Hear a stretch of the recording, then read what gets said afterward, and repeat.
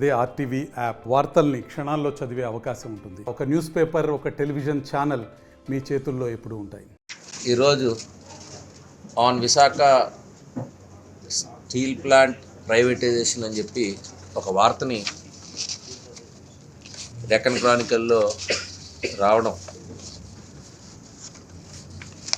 ఇప్పుడు డెక్కన్ క్రానికల్ కూడా నీలి మీడియా పక్షాన చేరిపోయింది. ఇప్పటి వరకు సాక్షి, ఎన్టీవీ, TV9 ఒక స్టాండ్ తీసుకొని ఏ రకంగా తెలుగుదేశం పార్టీని, ప్రభుత్వాన్ని బద్నాం చేస్తూ ఉన్నారు, అదేవిధంగా ఈరోజు డెక్కన్ క్రానికల్ కూడా హక్కును చేరటం. Research-based education, SAP, PEGA certifications, entrepreneurship. KL, deemed to be university. ఇది ఒక తోకపత్రికలా తయారైంది. ఒకవైపు నగరానికి సంబంధించిన ఒక ప్రధానమైనటువంటి ఇండస్ట్రీ స్టీల్ ప్లాంట్, అనేక ఉద్యమాలు చేసి సాధించుకున్నటువంటి ప్లాంట్,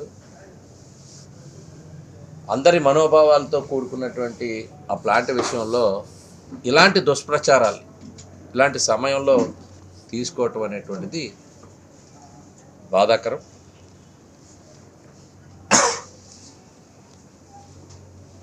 మొన్నటి వరకు కూడా జగన్ రెడ్డి కంపెనీలో ఉద్యోగిగా పనిచేసినటువంటి వంశీ ఇప్పుడు డెక్కన్ క్రానికల్లో చేరటం వల్ల పట్నాయక్ పేరుతో ఒక వార్త ఈరోజు రావడం జరిగింది డెక్కన్ క్రానికల్లో. వారిని అడ్డం పెట్టుకొని ఈ వార్తని ప్రచురించినట్టుగా మనకి స్పష్టంగా కనబడతా ఉంది. అందుకని దీన్ని న్యాయపరంగా కూడా, ప్రభుత్వపరంగా దీనిపైన డెక్కన్ క్రానికల్పై న్యాయ పోరాటం కూడా చేయడం జరుగుతుంది. ఇప్పటికే రాష్ట్ర ప్రజలతో పాటు విశాఖ ప్రజలు కూడా Online class. CRT training. 500 plus MNC engaging with KL. KL, deemed to be university. వైసీపీని చీకొట్టడం మీ అందరికీ తెలిసిందే. అత్యధిక స్థాయిలో గత ప్రభుత్వం ఆ పార్టీని ఏ రకంగా పక్కన పెట్టారో తెలుసు.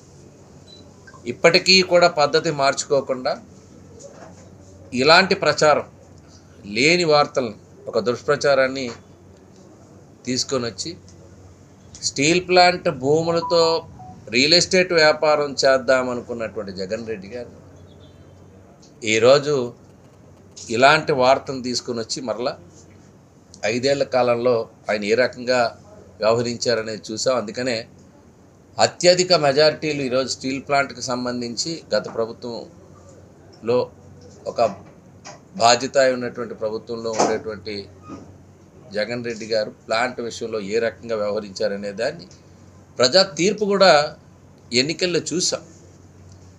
అయినా ఇప్పటికీ కూడా ఆ పద్ధతి మార్చుకోకుండా ఇలాంటి సమయంలో, అంటే ఒక రేపు స్టీల్ ప్లాంట్ మినిస్టర్ వస్తున్నారు, ముఖ్యమంత్రి చంద్రబాబు నాయుడు గారు విశాఖపట్నం వస్తున్నారు కాబట్టి ఇప్పుడు ఇలాంటి వార్తని డెక్కన్ క్రానికల్ని మళ్ళా మరిన్ని వీడియోస్ కోసం ఛానల్ ని సబ్స్క్రైబ్ చేయండి. లేటెస్ట్ అప్డేట్స్ కోసం వాట్సాప్ ఛానల్ ని ఫాలో చేయండి. అండ్ లింక్ డిస్క్రిప్షన్ లో ఉంది.